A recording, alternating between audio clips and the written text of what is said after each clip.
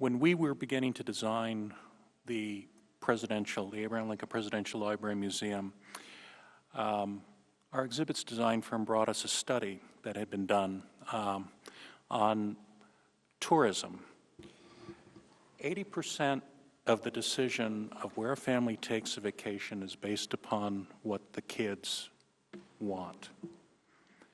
So then the question was, well, where do kids want to go? You can pretty much guess what the popular choices were. And dead last were presidential libraries and museums. You need to understand that people make a choice to go visit these places. It's a conscious decision, and there's lots of competition out there. So the question then we had to face is, how do we then reach out to a younger audience that isn't very historically minded, may not understand who Abraham Lincoln or the Civil War or any of these things mean, and the fact that you're dealing with people who are coming and spending a very limited time with you.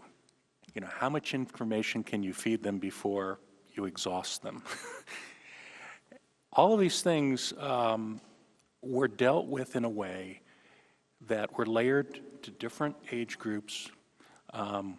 Younger kids are tactile, and they need to be able to touch. That's how they interact with their environment. That's how they remember.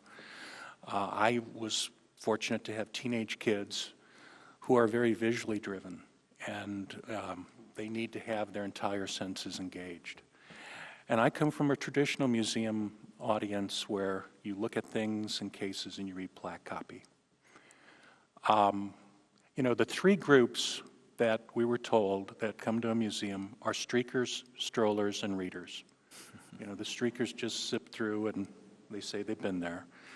The strollers will go, and things that catch their eye will stop, they'll read. And the readers are the ones that we all love will come. You know, they're the ones who start at the beginning and go through. We have reached out to a younger crowd and have done it successfully because we accept them where they're at. And what we try to do is present the information in enough different ways and in engaging ways that when they leave the museum, they'll be changed. They'll leave with something more than when they entered. And we know that this is working because the highest, or the item in our museum store that has the greatest number of sales are the books, which indicates that people are trying to take the experience home with them and continue it. I think all of the education programs that are talked about, webinars, teleconferencing, all of those are great. But those are something apart from the actual museum visit and museum experience. And so we need to try to step it up in terms of how we present information in museums. Not so much that we entertain, but it needs to be engaging and challenging. And the Air Force One is a good example of how that's being done. We have one of 3 special effects theaters in the entire world that uses holovision technology.